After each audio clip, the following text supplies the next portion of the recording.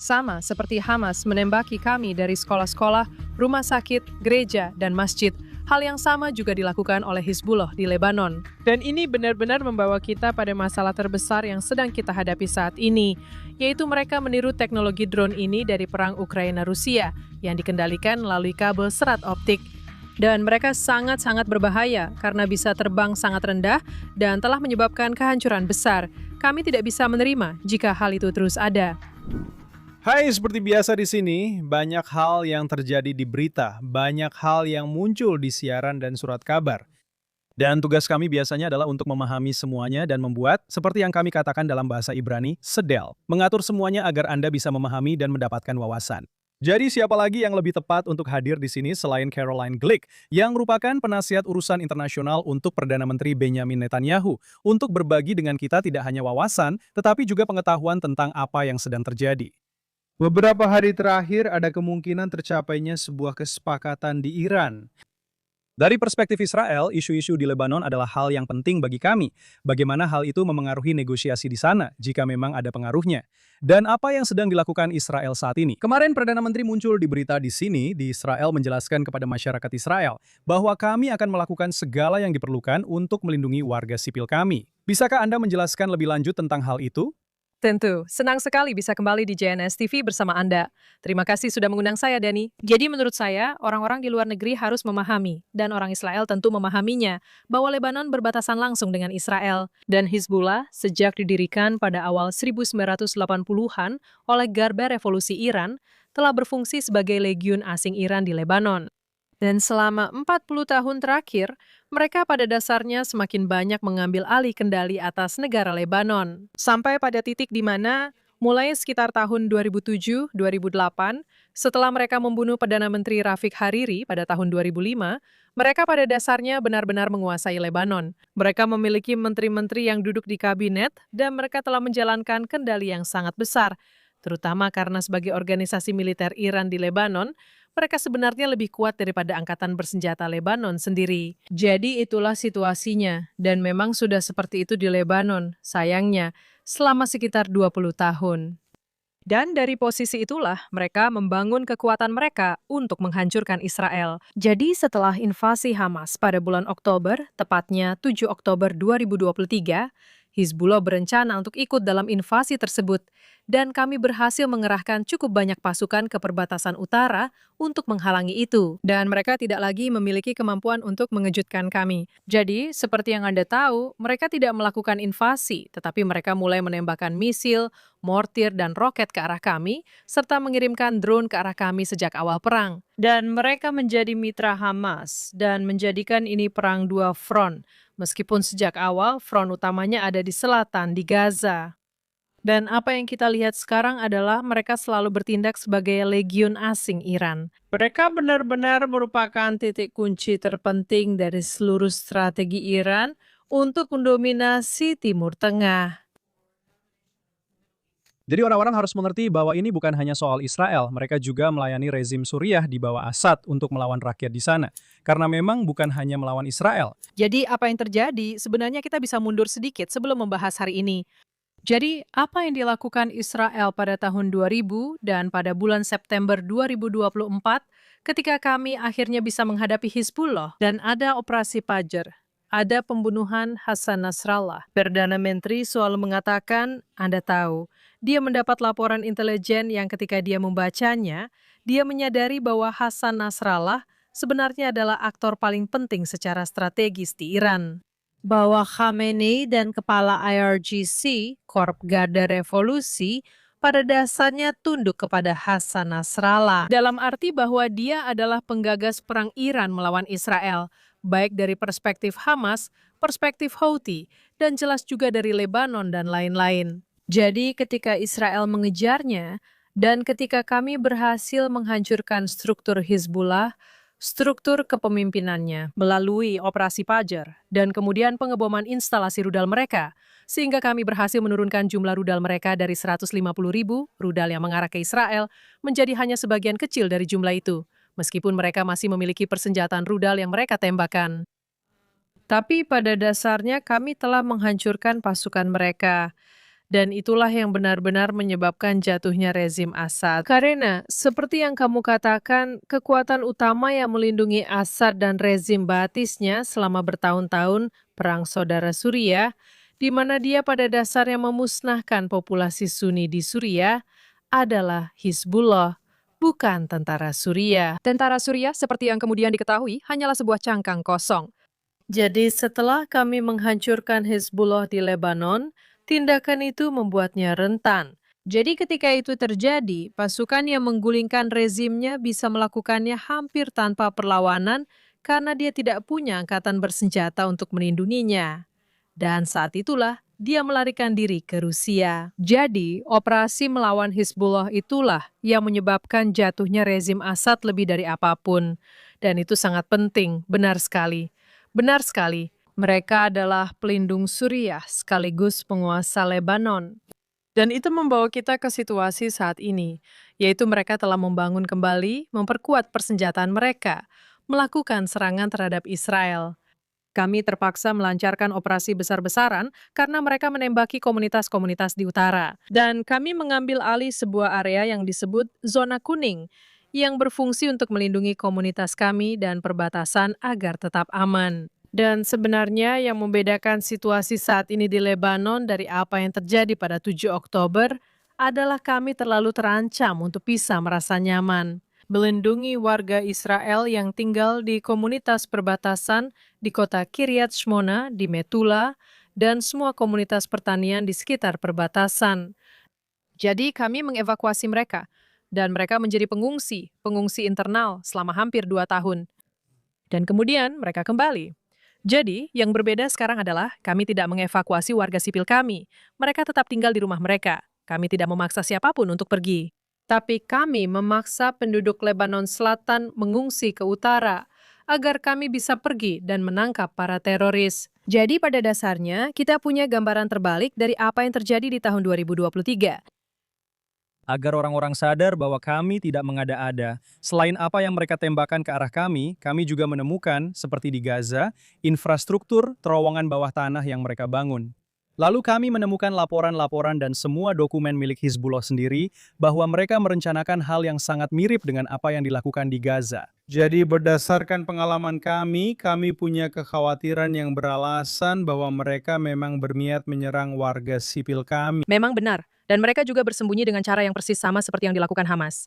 Maksud saya, mereka bekerja sama, mereka belajar bersama. Mereka sebenarnya banyak mengajarkan Hamas tentang cara menggali terowongan, yang sebenarnya mereka pelajari bahkan lebih awal, menurut laporan saat itu, dari insinyur Korea Utara yang datang pada tahun 2000-an, dan mulai mengajari mereka cara membangun terowongan seperti yang mereka lakukan di sepanjang DMZ dengan Korea Selatan.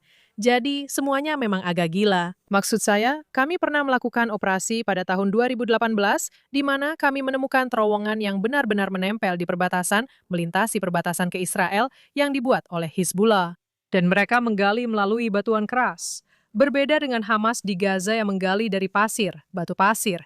Jadi itu jauh lebih sulit. Dan Anda bisa lihat di sini, Anda tahu, ada banyak rekaman yang disediakan oleh pasukan pertahanan Israel untuk menunjukkan di mana lokasi mereka. Mereka menempatkan diri, seperti Hamas. Mereka menempatkan diri di rumah sakit dan menggunakan ambulans untuk memindahkan pasukan mereka.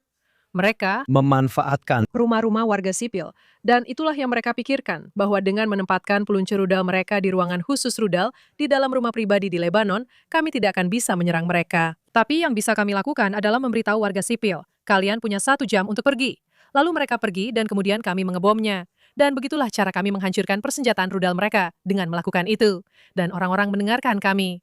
Jadi, dengan begitu, kami telah memulihkan kesungguhan kami di mata mereka, di mana mereka menyadari bahwa mereka harus menganggap kami serius. Dan akhirnya mereka pergi. Dan itulah yang memungkinkan kami benar-benar mengejar mereka. desa-desa dan lokasi-lokasi kosong. Dan banyak di antaranya, saya kira sekitar 80% di selatan adalah desa-desa Kristen. Ya, mereka tidak dievakuasi. Tidak, bukan dievakuasi, tapi Hizbullah di lokasi-lokasi sekitar. Mereka sekarang mengambil alih lokasi-lokasi ini, termasuk gereja-gereja. Mereka tidak berhenti pada apapun. Kamu tahu, kami mendapat kecaman, dan sampai tingkat tertentu secara wajar, karena beberapa tindakan vandalisme yang dilakukan pasukan IDF dalam 2 kejadian terpisah di situs-situs Kristen.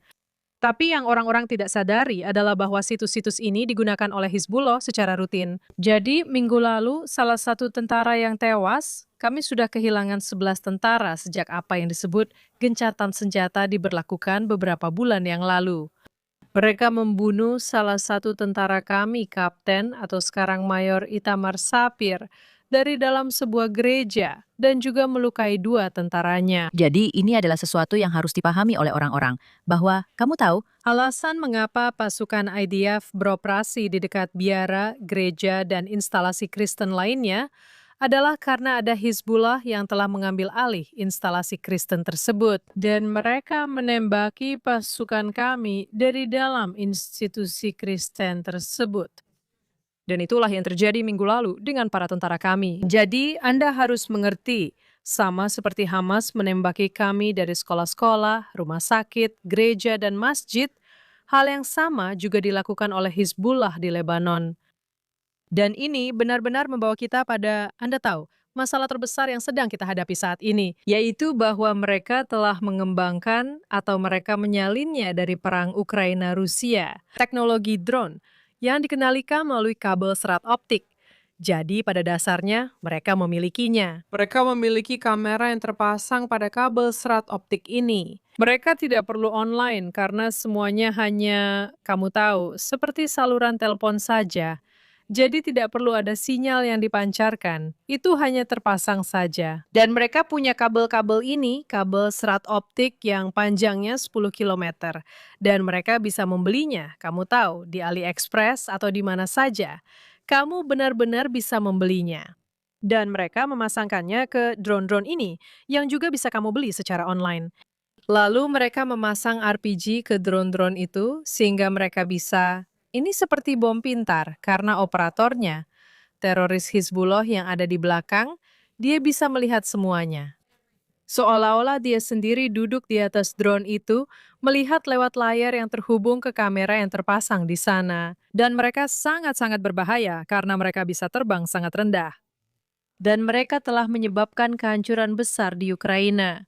Aku melihat video tentang mereka beberapa minggu yang lalu di YouTube. Dan jika kamu mencari drone serat optik Ukraina, kamu akan melihat sekarang ada seluruh kawasan yang tidak berpenghuni. Kamu tahu, 20 km, 30 km panjangnya, lebarnya, dan area itu hanya dipenuhi dengan kabel serat optik. Benar-benar penuh, hampir seperti jagung di ladang jagung. Dan itu sangat menakutkan, karena jelas kita tidak bisa memiliki sesuatu seperti itu di Israel. Kamu tahu, kamu punya misalnya 40 km dan kamu sudah sampai di Haifa. Jadi untuk menekankan, mereka tidak hanya menargetkan para tentara. Jadi mereka telah membunuh banyak tentara kami dan melukai banyak tentara kami. Baru minggu ini mereka berhasil, kamu tahu, menghantam APC dengan RPG. Dan 1 tentara tewas dan yang satunya lagi kedua kakinya putus akibat ledakan. Maksud saya ini sekarang terjadi hampir setiap hari. Kemarin bukan hanya, kamu tahu, seorang tentara tewas, tapi mereka juga menembakkan ini ke 2 rumah di komunitas perbatasan, sepertinya di Matula dan Shetula. Jadi, supaya kamu tahu, mereka menargetkan warga sipil. Mereka memanfaatkan warga sipil. Dan kami bekerja, jelas, tanpa henti untuk mencoba mencari solusi untuk ini dan memahami bahayanya. Tapi kamu tahu, kami tidak bisa membiarkan orang-orang ini berada di dekat desa kami. Kami tidak bisa membiarkan para anggota Hizbullah, kamu tahu, beroperasi dengan semacam kekebalan atau apapun itu dari gencatan senjata, yang sebenarnya bukan gencatan senjata. Maksudku, angkatan bersenjata Lebanon tidak menembak ke Israel. Ya, mereka sebenarnya sudah tidak melakukan itu selama puluhan tahun. Itu karena Hizbullah adalah kekuatan bersenjata utama di Lebanon, dan merekalah yang menyerang kami. Jadi, kamu tahu, kita sudah sampai pada titik di mana ini benar-benar tidak bisa diterima lagi. Kamu tahu, 11 tentara yang tewas bagi kami setara dengan 400 tentara Amerika jika dilihat dari ukuran relatif populasi dan kekuatan militer kami. Dan kamu tahu, ini sudah menjadi sesuatu yang tidak akan bisa kami hadapi lagi. Ini adalah Dalam konteks gencatan senjata yang diatur bersama Iran ini, salah satu syarat dari Iran adalah bahwa Israel harus menahan diri di sini. Dan itulah yang kami lakukan, dan kami terus melakukannya. Tapi mereka merasa itu memberi mereka kemungkinan untuk menembaki kami tanpa konsekuensi, padahal sebenarnya tidak. Dan juga kebetulan saat ini sedang berlangsung pembicaraan dengan pemerintah Lebanon di Washington. Jadi mereka punya banyak kepentingan untuk mencoba mengganggu hal itu juga. Bagaimana jalannya negosiasi dengan Lebanon? Dan saya mengerti minggu ini Amerika Serikat dan Perdana Menteri, mereka meskipun menurut New York Times yang kita tahu adalah organisasi media yang sangat kredibel, mereka mengatakan tidak ada hubungan antara Perdana Menteri dan Presiden. Saya mengerti mereka sepenuhnya terhubung, selalu berkomunikasi satu sama lain. Jadi kami memahami kebutuhan Amerika, tetapi pada akhirnya kami harus memikirkan nyawa warga Israel. Karena maksud saya pikir dalam hal Iran, kita adalah pendukung mereka soal Iran. Presiden adalah pemimpinnya dan kami mempercayainya. Kami percaya, Anda tahu, dia memiliki komitmen yang sama seperti kami untuk mencegah Iran menjadi negara bersenjata nuklir. Itu tidak akan terjadi. Dan jelas, itu tetap menjadi komitmen kami, seperti yang dikatakan Perdana Menteri awal minggu ini juga. Tapi Lebanon itu Anda tahu, itu adalah hal yang berbeda kan? Karena itu ada di perbatasan kita dan mereka menyerang kita. Mereka membahayakan komunitas kita dan mereka membunuh tentara kita. Dan Anda tahu, di sini negosiasinya seperti yang sudah dijelaskan oleh Duta Besar Leiter, Anda tahu semuanya berjalan baik karena maksud saya, Menteri Luar Negeri Rubio mengatakan, saya rasa baru kemarin, dia bilang, Anda tahu, pemerintah Lebanon tidak sedang berperang dengan Israel kan? Pemerintah Lebanon dan Israel tidak sedang berperang. Tapi Lebanon saat ini bertindak seperti koloni Iran karena rakyat Lebanon tidak punya suara dalam keputusan apakah Hizbullah menyerang atau tidak, karena mereka terlalu kuat. Jadi, Anda tahu, kalau Anda ingin mencapai perdamaian dengan Lebanon, kita bisa membicarakannya. Tapi ada sesuatu yang harus terjadi terlebih dahulu, yaitu Hizbullah harus dihancurkan. Dan kita tidak bisa membiarkan ancaman yang begitu dekat, ancaman yang membayangi, dan ancaman yang terus meningkat terhadap keamanan nasional kita dari Hizbullah. Jadi, itulah sebenarnya inti dari semuanya bagi kami. Dan ada satu hal lagi di sini, yaitu Anda tidak bisa berada dalam situasi di mana di satu sisi Anda mengatakan bahwa badan yang sah di Lebanon adalah pemerintah Lebanon, dan mereka harus bertanggung jawab atas wilayah mereka. Dan di sisi lain, setuju dalam bentuk apapun bahwa Iran bisa menentukan apa yang terjadi di Lebanon. Bahwa jika mereka menuntut gencatan senjata yang memungkinkan Hizbullah tetap berada di sana, itu adalah sesuatu yang akan diterima. Karena itu berarti Anda tidak menganggap pemerintah Lebanon bertanggung jawab. Anda mengatakan, apakah sebenarnya Anda menerima bahwa Anda tahu Iran mengendalikan Lebanon, bahwa Iran telah menjajah Lebanon? Dan bahwa alat mereka untuk menjaga ketertiban di Lebanon dan mengendalikan negara itu adalah pasukan asing mereka, Hizbullah di Lebanon. Dan kedua hal itu Saling bertentangan. Keduanya saling meniadakan. Anda bisa menjadi sebuah negara atau menjadi koloni Iran, tapi Anda tidak bisa menjadi keduanya sekaligus. dan Israel tidak bisa menerima keberadaan koloni Iran ini. Kamu tahu, jangan lupa, sejak awal perang, ini memang perang Iran, selalu menjadi perang Iran melawan kami. Mereka, Hizbullah, Hamas, Houthi, rezim Assad, milisi Syiah di Irak, juga menembaki kami sejak awal perang. Semua ini, termasuk Iran sendiri, mereka semua adalah perpanjangan tangan rezim Iran dalam satu atau lain cara. Dan Perdana Menteri mengatakan bahwa lingkaran api yang digunakan Iran untuk mengepung kami akan dihancurkan, dan itu akan dihancurkan satu persatu, cabang demi cabang. Dan kami tidak bisa menerima bahwa itu akan terus ada. Jadi menurut saya, kita tidak bisa menerimanya dari perspektif strategis. Dan jelas kita juga tidak bisa menerimanya dari perspektif militer. Dan itulah sebenarnya posisi kita hari ini. Dan saya rasa penting bagi para penonton Anda untuk memahami, seperti yang dikatakan Perdana Menteri kemarin, kita tidak akan membiarkan hal ini terjadi. Hizbullah sedang berperang dengan kami. Kami akan mengalahkannya. Dan memang harus seperti itu, Anda tahu? Nah, itu bagian yang penting. Tapi saya juga rasa untuk para penonton di sini, mereka harus memahami bahwa itu bukan keseluruhan gambaran. Sebagian dari yang sedang terjadi sekarang terkait Iran adalah pernyataan Presiden, kalau tidak salah 2 hari lalu, tentang bagaimana Abraham Accords akan diperluas. Tapi saya ingin fokus pada Perdana Menteri. Dia punya rencana yang lebih besar, yang kalau tidak salah dalam bahasa Inggris disebut heksagon, tentang arah yang seharusnya diambil Israel dan hubungan yang seharusnya dibangun Israel. Dan menjadi bagian sentral dari apa yang diinginkan Amerika Serikat, gambaran besar bagi Amerika Serikat. Perang ini akan berakhir pada suatu saat. Saya pikir orang-orang harus memahami bahwa ini adalah perang yang panjang dan berkepanjangan, tapi pada akhirnya akan berakhir. Kemana Perdana Menteri ingin membawa Israel dalam hal ini dan bagaimana dia memandang masa depan yang akan segera kita hadapi? Dan Perdana Menteri, maksud saya pertama-tama, dia benar-benar luar biasa. Karena bahkan saat dia menghadapi apa yang terjadi sekarang, dia juga memikirkan apa yang akan terjadi nanti. 10 langkah ke depan. Dan itulah mengapa kita bisa berjalan ke arah yang benar, karena dia memiliki visi. Dan Anda tahu, kita melihat bahwa kita telah menjalin hubungan yang sangat erat dengan banyak negara di kawasan kita. Hubungan yang sebelumnya tidak ada.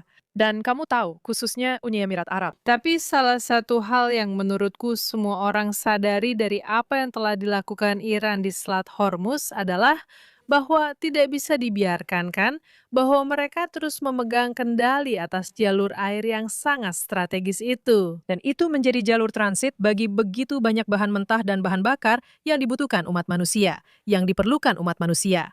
20% melewati selat itu. Jadi kamu tidak bisa membiarkan situasi seperti itu. Jadi, pada masa jabatan pertama Presiden Trump, Amerika Serikat dan Israel, di bawah Perdana Menteri Netanyahu, bekerja sama membangun titik transfer untuk barang dan bahan bakar.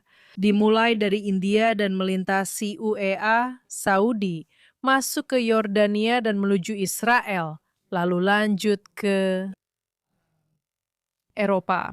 Dan jelas, jalurnya akan berjalan dua arah. Dan ini jelas sesuatu yang harus segera diimplementasikan.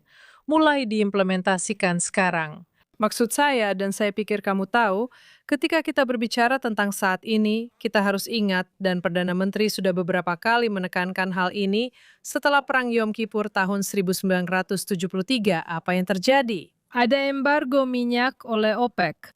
Dan tiba-tiba, orang-orang sadar akan penetapan harga oleh para syekh Arab yang sebelumnya belum pernah mereka dengar. Dan tiba-tiba, semua orang jadi tahu nama Raja Arab Saudi. Seolah-olah itu adalah sesuatu yang harus dikhawatirkan di Detroit, kan? Tapi memang begitu. Dan saat itulah dunia mulai mengembangkan sumber bahan bakar alternatif. Di Amerika Serikat, di Amerika Latin, Meksiko, dan tempat-tempat lain menjadi jauh lebih menonjol. Rusia juga menjadi jauh lebih menonjol. Karena kekuatan monopolis semacam itu atas pasar energi dari Timur Tengah harus dipatahkan. Dan Anda akan melihat ini terjadi sekarang juga.